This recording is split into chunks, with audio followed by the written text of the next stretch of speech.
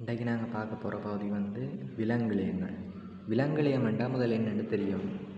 அதாவது பல்கலை விலங்குகளே குறித்த தொழிலே அல்லது பல தொழில்களை மேற்கொள்கின்ற ஒரு பொது தோற்றுவையுடைய கலங்கள் என்ற கூட்டம் தான் விலங்கிலியம் என்று சொல்லுவோம். அந்த வகையில் முள்ளந்தண்டுள்ள விலங்குகளில் 4 வகையான விலங்கிலியங்கள் காணப்படுது. முதலாவது வந்து மேலணிலியம், இரண்டாவது தொடுப்புலியம், மூன்றாவது தசையிலியம், நான்காவது நரம்புலியம். இன்றைக்கு நாங்கள் முதலாவதாக பார்க்க போகிறது வந்து மேலணிலியம். மேலணிலியங்களை பொறுத்த வகையில் இவை வந்து அடித்தள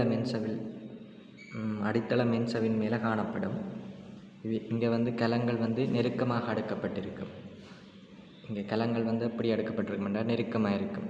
நெருக்கமாண்டைக்க இப்படி இருக்கும் ஒரு கலம், அதுக்கு பக்கத்தில் இப்படி தொடர்ந்து காணப்படும். இப்படியான ஒரு அமைப்பில் நெருக்கமாக காணப்படும். அத்தோடு இதில் வந்து முக்கியமாக பார்க்க வேண்டியது இந்த தொழில்கள் பார்க்கணும். தொழில்களை பார்த்தோம்னா இதில் ஷோர்ட்டாக போட்டிருக்கேன். தூண்டல்களை பெறல், சுரத்தல், பாதுகாத்தல், வடிகட்டல், அகத்துறிஞ்சல் போன்ற தொழிலை மேலணிலியம் மேற்கொள்ளும்.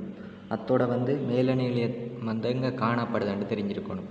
இப்படியான கேள்விகள் வந்து உங்களுக்கு MCQவில் வரலாம், இல்லாட்டி ஸ்ட்ரக்சரில் எஸ்ஏயில் ஏதாவது ஒன்றில் வரும் கட்டாயம். குருதி மைத்திரை குழாயின் சுவரில் காணப்படும்.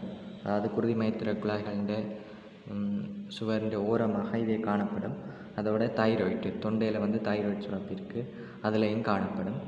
அதோட மூக்குக்குழியில் காணப்படும். மூக்குக்குழியின் படலமெண்டா அதை சூழாக காணப்படும். அடுத்தது வந்து சிறுநீர் பையின் சுவரில் காணப்படும். மற்றது தோலின் மேற்றோலில் காணப்படும். இப்படி நீங்கள் ஒரு ஷோர்ட்டாக வந்து மேலணிலியத்தை பற்றி தெரிஞ்சிருந்தால் சரி.